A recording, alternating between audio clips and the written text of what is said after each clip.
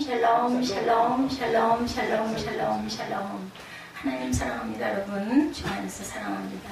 오늘 전주 말씀, 제가 잊어버리면 말씀하시라니까 우리 에스더 선생님 얘기를 안 해주셨어요. 그래도 한번 읽고 가도록 하죠. 짧으니까. 사사기 1장 2절이었죠. 그죠? 여호와께서 이르시되 유다가 올라갈지니라 보라 내가 이 땅을 그의 손에 넘겨주었노라 하신다. 하나님께서 이미 그죠?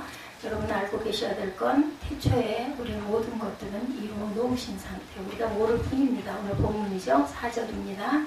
그때 라피도세 아내 여성이자 드보라가 이스라엘의 사사가 되었다. 이렇게 말씀하고 있어요. 오늘 본문 요약에는 묵상시하고 그리고 중간에 나타날 말씀, 오늘 본문 1절부터 10절까지 중심인데 다른 분의 사사기 말씀들이 14절, 10절, 16절이 기록되어 있습니다. 삶은 여러분들 대단한 것이 아니에요. 문제도 제가 요즘에 깨달은 건 큰 게 우리는 늘 큰 걸 바라보는데 큰 게 아니라 작은 것에서부터 문제가 생기죠. 비가 계속 내리면은 어떻게 된다? 바위에 그대로 계속 그 물방울이 떨어지다 보면 수십 년, 수백 년이 흘러가다 보면 그 바위가 뚫리죠. 동그랗게 구멍이 납니다. 작은 것부터 이루어집니다. 여러분들 말 타시는 분 안 계시죠? 말 편자 아시죠? 그 하나 때문에 나라가 망한 이야기 여러분들 혹시 아십니까? 말에 발바닥에 붙이는 쇠붙이가 바로 말 편자입니다. 이 편자를 잘 달아야 말에 발이 상하지 않아서 말이 잘 달릴 수 있다고 합니다. 그래서 말을 이용하는 사람은 항상 편자 관리를 잘해야 된다고 해요. 옛날 어느 나라의 한 장군이 전쟁에 나가면서 말 편자를 확인하지 않고 급하게 출정을 했습니다. 아니나 다를까 장군이 탄 말의 편자 가운데 한쪽에 못이 빠져나가서 빠져버리고 그 못이 빠지자 어떻게 됐겠어요? 헐거워진 편자로 뒤뚱거려서 말이 넘어지고 그 바람에 장군은 말에서 떨어져 죽었습니다. 달려오는 적군에게 잡혀 죽게 되죠. 그것을 본 휘하의 병사들은 급격하게 사기가 떨어져서 결국은 전투에서 패배했다고 합니다. 그리고 이 전투의 패배는 그 나라까지 망하고 말았다고 해요. 못하는 소홀히 했다가 돌이킬 수 없는 손해를 입는 거죠. 누구나 작은 일이나 작은 일을 무시하거나 소홀히 여기기가 쉬워요. 우리 일상에서도 마찬가지고 대단히 큰 것에만 집중하게 됩니다. 작다고 가볍게 여기거나 대단치 않게 업신여겼다가는 이렇게 크게 후회하는 경우들이 생깁니다. 아무리 큰 기계라도 여러분들 아시죠? 작은 나사 하나 때문에 고장이 나서 마비가 되고 산을 태우고 건물을 태우는 것은 담배꽁초 하나 때문에 그것을 무심히 버린 어떤 사람의 꽁초 하나가 바람에 불려서 결국은 불을 태워서 빌딩이 타서 넘어지기도 하고 그 안에 인명이 피해를 입기도 합니다. 큰 제방을 무너뜨리는 것도 여러분들 개미 구멍만한 작은 구멍 때문이라고 그러죠. 메리얼 히트먼이라는 여류 시인은 삶은 작은 것들로 이루어졌네 라고 노래했어요. 작은 것, 사소한 것들이 모이고 조합된 것이 인생이라는 말. 그렇기 때문에 작은 것, 사소한 것들이 중요합니다. 오늘 본문도 그런 것들을 보여줍니다. 두 번째, 작은 것으로 낭패를 당하고 작은 것으로 또한 구원을 받습니다. 사사 드보라가 세워지기까지 1절에 보니까 에훗이 죽음이 시작되죠.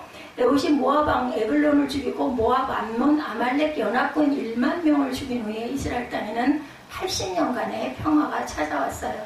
말하자면 에훗은 이스라엘의 평화를 유지시키는 사람, 이른바 평화 유지꾼이기도 했습니다.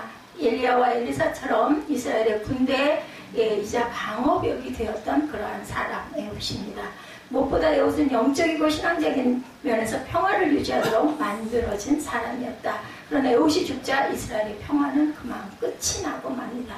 그것을 우리가 알 수 있는 것은 1절에 에훗이 죽으니 이스라엘 자손이 또 여호와의 목전에서 또 짜가 붙어요. 사사기는 항상 반복이죠. 그럴 때마다 하나님께서는 불쌍히 여기셔서 사사를 세워주십니다. 12명의 사사가 쓰죠.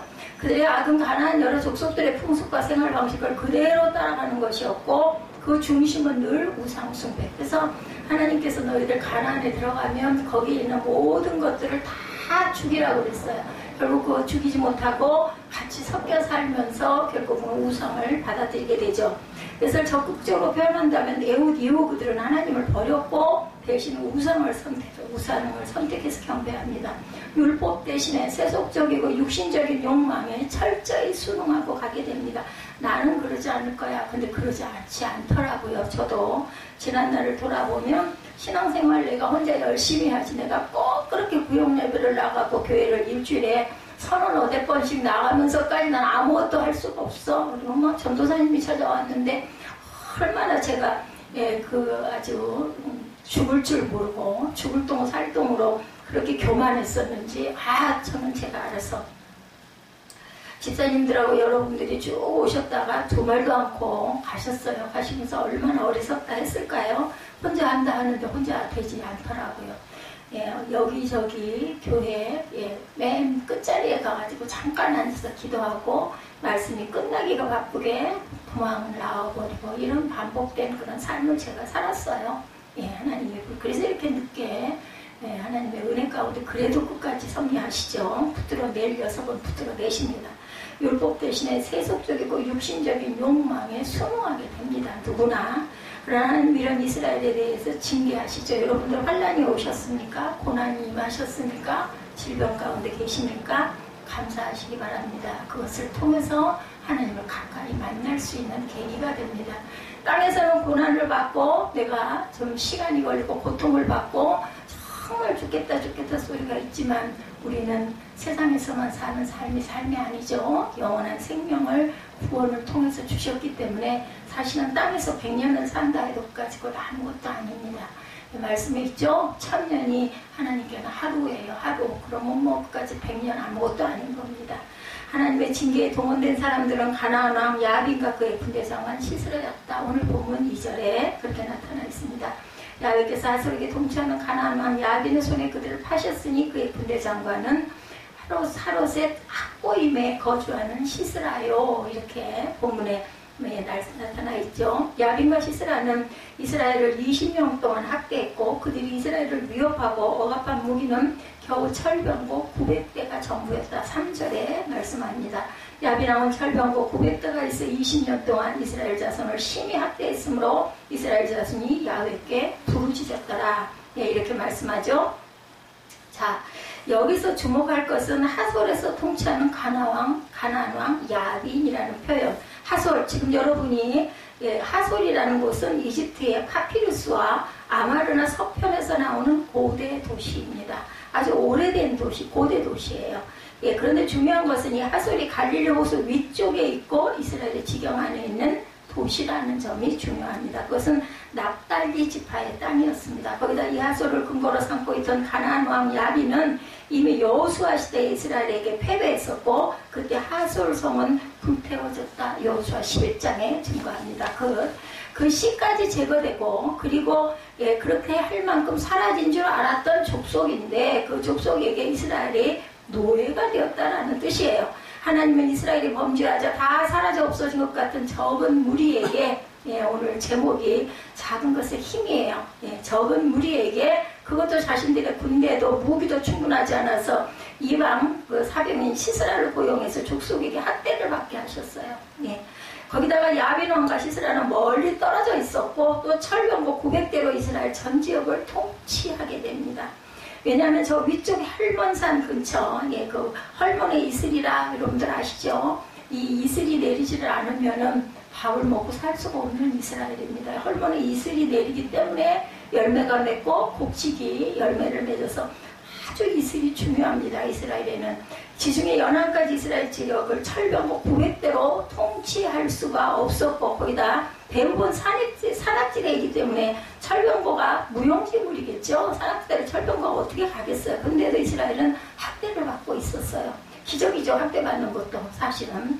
그것은 무엇을 말하느냐. 이스라엘은 종이 호랑이 같은 하솔의 가나안 족속과 턱없이 모자란 철병고 900대에 짓눌려서 몇 년을 20년을 학대당할 만큼 무기력한 사람들이 되고 말았어요. 우상숭배를 하면 뭘 달라고 그랬을까요? 밥 달라고 그랬겠죠? 돈 달라고 그랬겠죠? 하나님 은혜 사모는 없어져 버렸습니다. 그것도 자기 지경 한가운데서 머리카락 잘린 삼손이 아무런 힘도 쓰지 못한 것과 똑같은 상태가 되어 있습니다. 여러분들 잘 사는 거 너무 부러워하지 마세요. 땅이 다가 아니라는 거 다시 기억하시기 바랍니다. 하나님의 백성이 하나님을 떠나면 얼마나 무기력해지는지 제가 아까 제 얘기했죠. 얼마나 비참해지는지 얼마나 열등해지는지를 보여줍니다. 그러므로 하나님께 가까이 함이 여러분의 힘이라는 것. 그래서 질병을 통해서 가난을 통해서 고난을 통해서 우리가 하나님께 부르짖을 때 뭐라 그랬어요? 내가 너에게 응답하겠고 내가 알지 못하는 크고 비밀한 것을 내가 네게 보이리라 했어요. 뭐라면 부르짖으면 가만히 있는데 주시지는 않아요.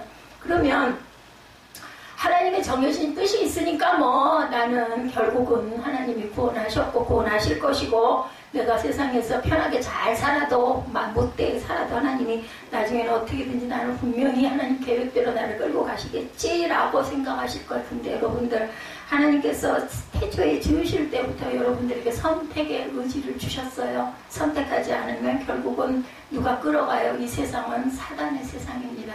사단에 끌려가고 거기에 밥이 되고 노예가 돼서 결국은 사망합니다. 예, 중간은 없다고 제가 말씀드리죠. 영생이냐 영불이냐 그리고 또한 영원이냐 아니면 그냥 멸망이냐 그죠? 이것이니까 꼭 여러분들 잊지 마시고 하나님께서 자꾸 경고하실 때 자꾸 나를 부르실 때 우리는 뭐 해야 돼? 부르짖어야 됩니다. 제가 어저께 예지에게 찬양을 바로 틀어. 요즘에 유튜브 잘 돼 있으니까 연속으로 나오죠. 1시간도 나옵니다. 보혈 찬양 딱 치면 나와요. 그럼 그걸 커다랗게 틀어놓고 울면서 눈 뜨고 기도해도 되니까 기도하고 아니면 말씀을 소리로 네가 읽는 게 힘이 들면은 귀로 듣도록 커다랗게 낭송을 들어라 라고 제가 알려줬습니다. 그리고 기도해. 엄마가 없어도 혼자 있어도 넌 혼자 있는 게 아니야. 하나님이 너와 함께 어디 계셔? 그랬더니 알더라고요. 안에 계신다고. 그러니까 붙들고 기도하시면 됩니다. 오늘 본문에 야빈 왕은 그죠? 20년 동안 이스라엘 자손을 심히 학대했다. 3절에 그렇게 나타나 있죠. 무거운 것으로 짓눌렀다라는 뜻입니다. 포도주 틀에 포도 알갱이를 가져놓고 그것을 짓밟아 으깨어서 포도즙을 짜낼 때 이 말을 쓴다고 그래요. 짓눌렀더라 라고 얘기합니다. 이 시대에 보면은 그저 너무 이방 민족들이 찾아오고 아주 급습을 많이 해가지고 어떻게 했어요? 포도주 틀 안에서 타작을 하는 그런 것들이 구약에 여러 군데 등장을 합니다. 야빈이 이스라엘을 그렇게 꼼짝 못하도록 하고 짓눌러 압박했다라는 말에 포도주 틀에서 포도즙을 짓눌러 짜내듯이 그리고 삼손은 들릴라의 머리카락 몇 가닥에 잘렸을 때 자신의 힘이 풍선에서 바람이 빠진 것은 빠져나가고 없는 것을 알게 되죠. 근데 이스라엘은 거기 사라진 것이나 다름없던 작고 약한 민족에게 이렇게 지배를 받고 또 그것이 너무 심한 학대였음에도 불구하고 자신들의 비참한 현실을 깨닫지 못하고 몇 년을 20년을 지냈다라는 거예요. 20년 깁니다. 고난의 세월일 때는요. 한 달도 깁니다. 열흘도 엄청 깁니다.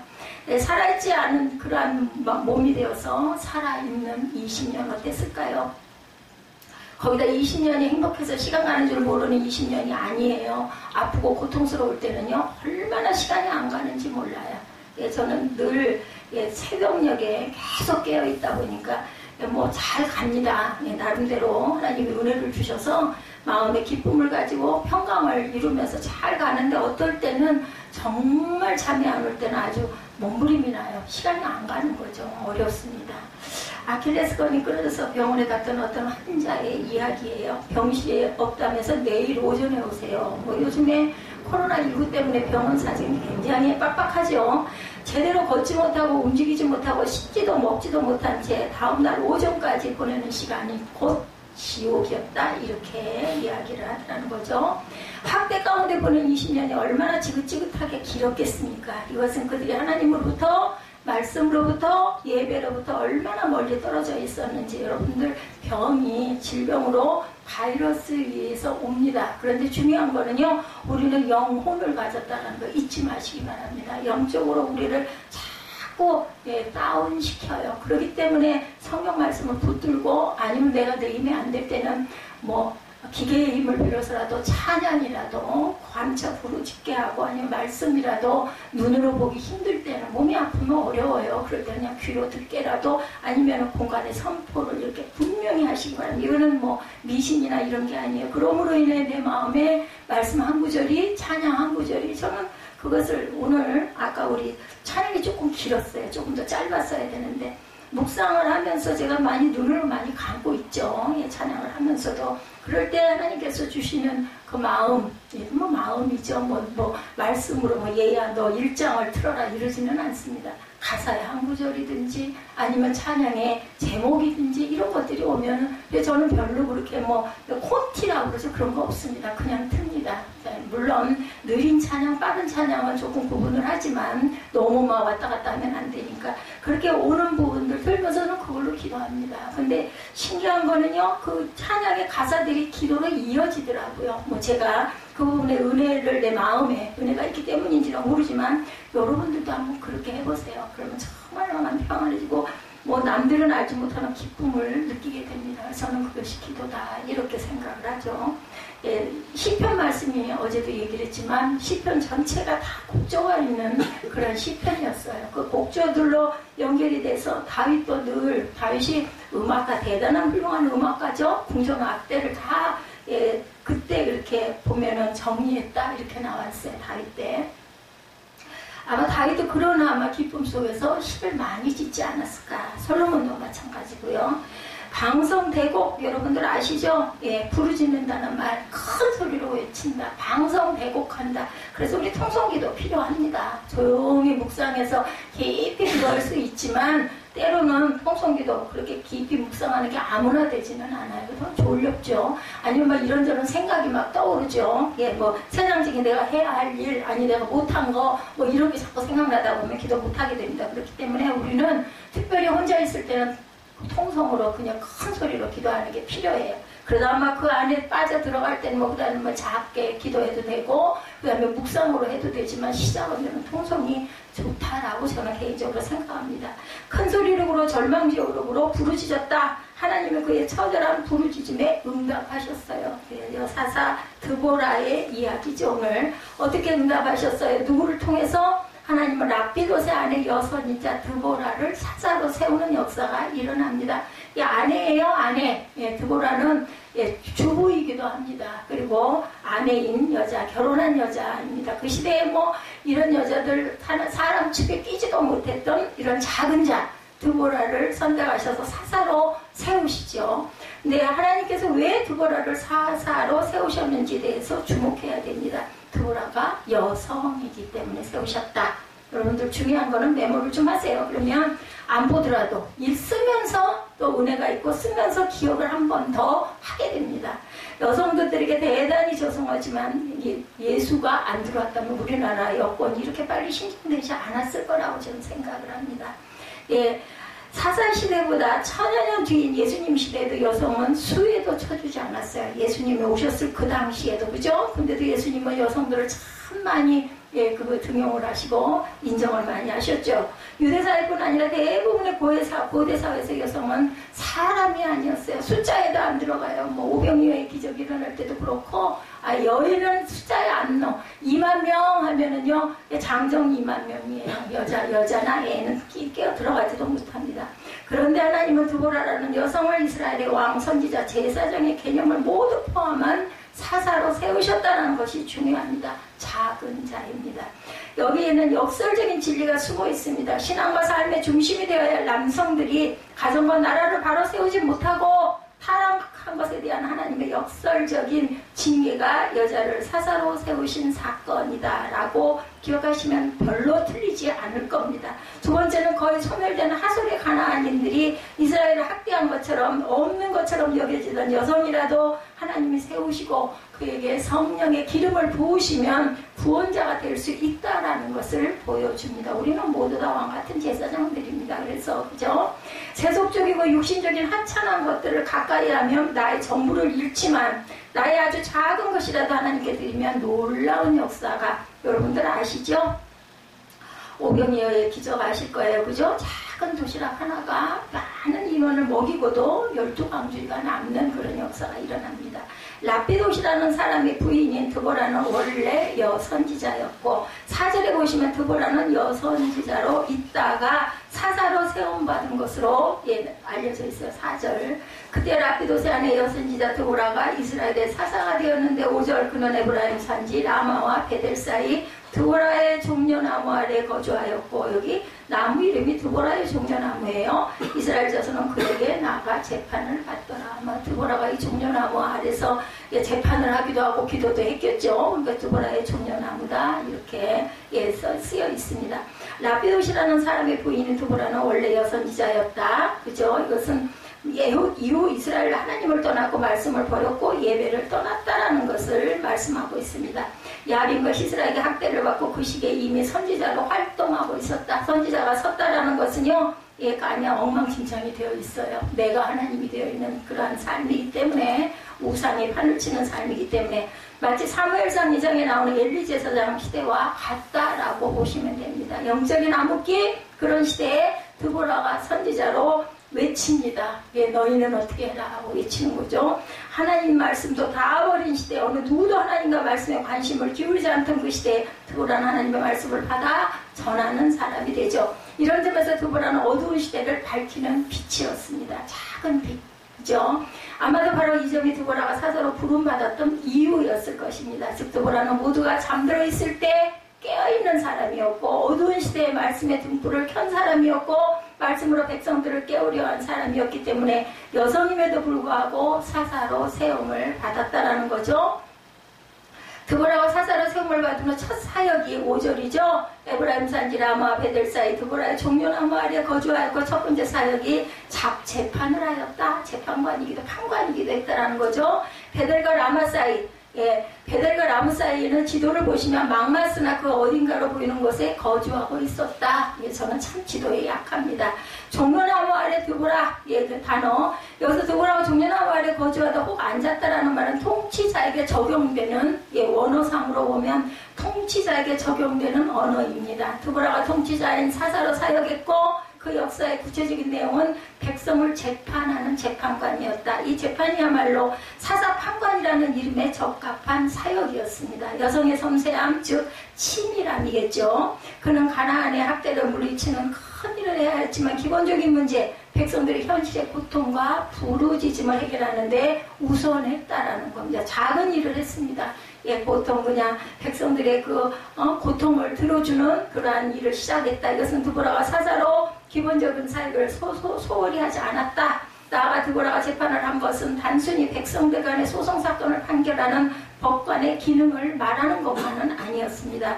그것은 그 문제된 이스라엘 전체된 것을 향한 하나님의 거룩한 뜻이 어디에 있는가를 묻는 일도 포함되어 있죠. 그 결과 드보라는 6절에 보면 드보라가 사람을 보내어 아비노함의 아들 바락을 납달리 게데스에 불러다가 그에게 이르되 이스라엘 하나님 여호와께서 이같이 명령하지 아니하셨느냐. 거꾸로 물어보죠. 너는 납달리 자손과 스불론 자손 10,000명을 거느리고 다볼산으로 가라. 하나님께서 드보라의 전쟁을 도울 조력자로 누구를? 바락을 선택을 하신 부분입니다. 바락은 납달리 지파 사람이었고 하솔과 야빈에게 가장 큰 고통을 당하던 지역의 사람이었어요. 아마도 바락은 납달리 지파의 지도자 중 한 사람이거나 하솔은 야빈에게 맞서 항거하던 사람 중 아마 하나였을 것입니다. 그런 그를 라마와 베델 사이, 즉 자신이 있는 곳으로 부른 다음에 다볼산으로 가라라고 명령하죠. 납달리 지파의 다볼산과의 관계를 봅니다. 다볼산은 해발 580m의 그리 높지 않은 산, 이스라엘은 높은 산이 없어요, 그렇죠? 납달리 지파, 스불론 지파, 이사갈 지파의 경계에 위치했다라는 거죠. 따라서 세 지파의 군사들을 불러 모으기에 좋았고 무엇보다도 고대지대에 있기 때문에 하솔과 시스라의 철병거가 접근하기 어려운 곳이었고 야빈과 시스라 군대를 내려다볼 수 있는 지점이었다. 그 다음은 내가 야빈의 군대장관 시스라와 그의 병거들과 그의 무리를 기성강으로 이끌어 내게 이르게 하고 그를 내 손에 넘겨주리라. 7절이죠. 하셨느니라. 하나님께서 그렇게 말씀하셨다라는 거예요. 기성강으로 이끌어서 내 손에 넘겨줄 것이다. 그러면 네가 이길 수 있지 않느냐. 분명히 이길 것이다 라는 거죠. 드보라는 바락을 부르신 분이 하나님이시고 그 전쟁을 맡아서 수행하라 하신 분도 하나님이시며 전쟁의 방법 역시도 하나님이 내리신 것임을 말하죠. 이스라엘 하나님 야훼께서 이같이 명령하지 아니하셨느냐? 그랬지 않니? 라고 물어봐요. 그러면 알았던 거겠죠. 그렇다면 하나님께서 말씀하신 작전은 야빈의 군대장관 시스라와 그 병거들과 무리를 기송강으로 이끌고 가라라는 뜻입니다. 기송강은 평상시에는 말라있다가 비가 와야 강으로 변하는 와디 나헬입니다.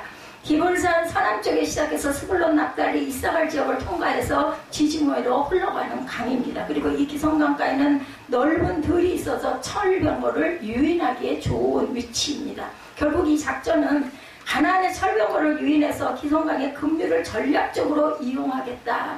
홍해 바다도 그렇게 해서 갈라졌죠. 예, 그 과학적으로 보면 그 시간대가 강이 갈라질 수 있는 시간대라고 합니다. 즉 메말라 있던 강에다 폭우를 내리시고 그 일대를 범람케 함으로 마른 평야지대에서만 힘을 발휘할 수 있는 야빈의 철병거가 제대로 힘을 쓰지 못하게 만드시는 하나님의 전략입니다. 사사기 5장 20절과 21절에도 증거합니다. 여기까지는 굉장히 좋았어요. 그죠? 막힘없이 술술 풀립니다. 그런데 이러한 드보라의 지시에 대해 바락이 대답하죠. 8절에 터가 달려요. 당신이 나와 같이 가면 내가 가려니와 만일 당신이 나와 함께 가지 아니하면 나도 가지 아니하겠다.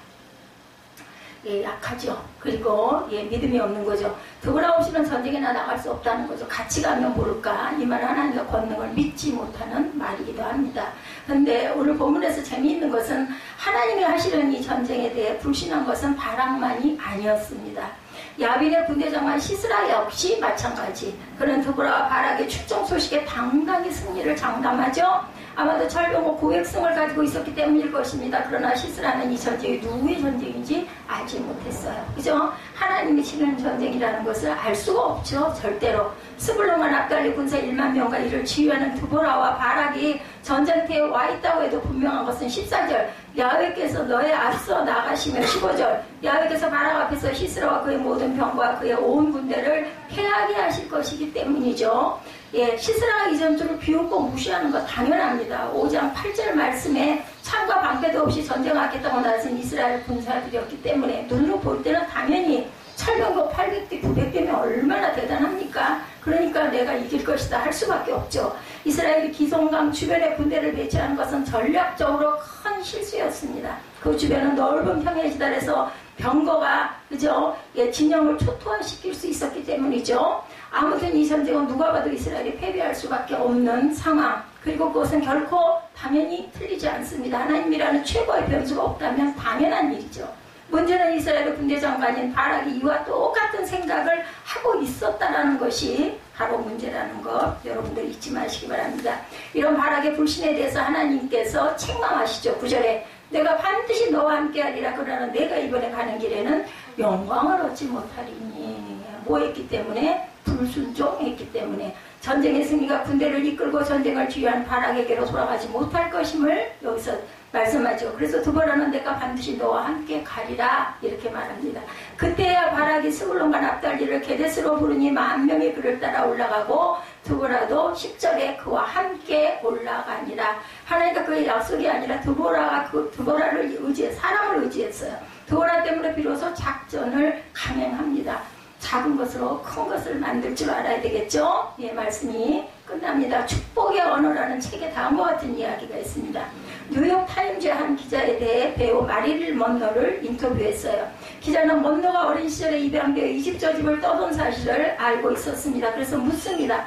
당신이 입양아가 되어 함께 살았던 가족 중에 누군가에게 사랑받고 있다는 생각을 해본 적이 있나요? 하고 물어요. 그러자 그녀는 대답합니다. 딱 한 번, 그때가 7살, 8살 때였을 겁니다. 함께 살던 아주머니가 화장을 하고 있었는데 기분이 상당히 좋았나 봐요. 나는 신기한 눈으로 화장하는 모습을 지켜보고 있었죠. 그러자 아주머니는 내 양쪽 뺨을 두드리면서 파우더를 바르고 립스틱을 발라주었어요. 바로 그때 나는 처음으로 내가 사랑받고 있다는 느낌을 받았어요. 그러면서 마릴린 먼로는 눈물을 흘렸다고 합니다. 오래전에 있었던 몇 초간 아주 짧은 일 그리고 아주 사소한 일이 그녀에게 지울 수 없는 사랑의 기억을 남긴 것.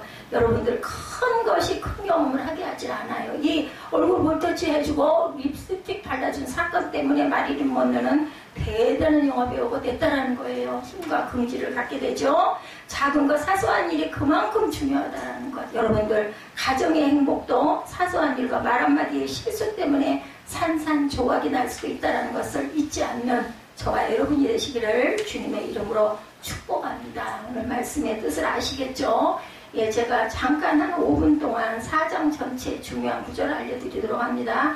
야훼께 부르짖었더라 3절에 가나안 왕 야빈이 이스라엘 백성을 20년 동안 심히 학대함으로 이스라엘 백성들이 야훼께 부르짖는 장면이에요. 오늘 본문이.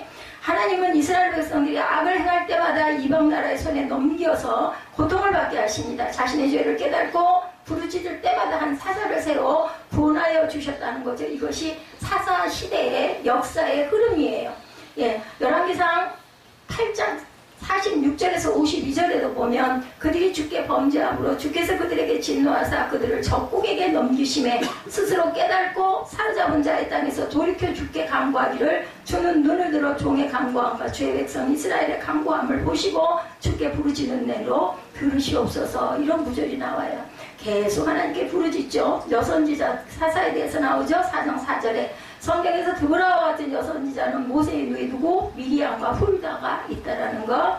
그리고 하나님께서 이스라엘 백성을 대적의 손에서 구원하기 위해 세우신 자 사사입니다. 그러나 모세나 여호수아처럼 이스라엘 전체를 다스리는 지도자는 아니었고 자신의 지역을 중심으로 활동하였기 때문에 사사들의 연대는 서로 중복되기도 한다는 것. 사사는 대사사 6명, 소사사 6명으로 구성되어 있습니다.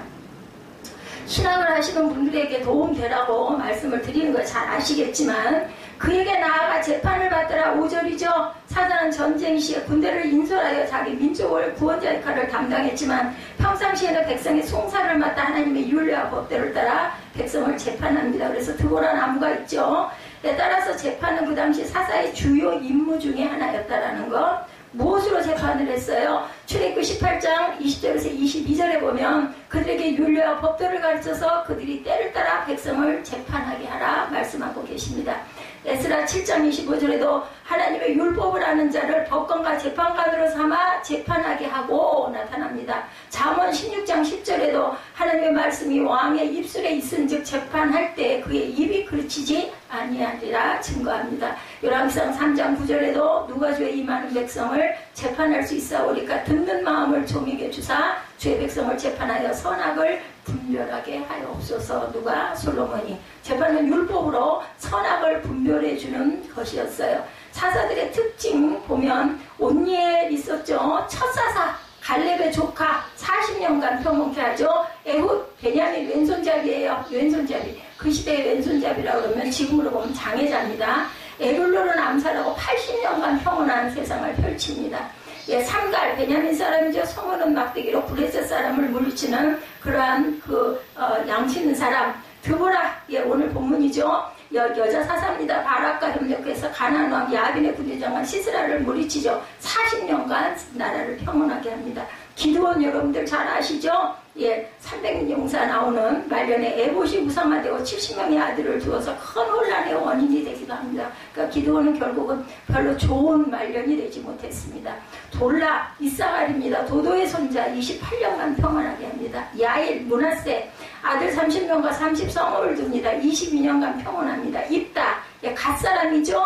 예, 그 경솔한 소원으로 자기 딸을 하나님께 제물로 바치죠. 6년간 평온함을 일으킵니다. 입산, 유다 사람입니다. 아들 30명을 두어서 그들을 위하여 타국의 30명의 여자를 데려오고 딸 30명을 타국으로 시집보냅니다. 이거는 하나님께 온전치 못한 모습이죠. 7년 동안 평온합니다. 엘론, 스불론 사람입니다. 10년간 평온하게 합니다. 압돈, 에브라임 사람, 아들 40명과 손자 30명. 삼손, 예, 다한 사람이죠. 나시린, 들릴라의 유혹에 머리카락을 잘리죠. 죽을 때 수많은 블레셋을 같이 죽음을 성전과 함께 무너지죠. 20년 동안 평온케 합니다. 사사에 대해서 대강 여러분들 아시겠죠? 12명의 사사에 대해서 잠깐 말씀 나눴습니다. 결단하시고 축도로 예배를 마치도록 하겠습니다.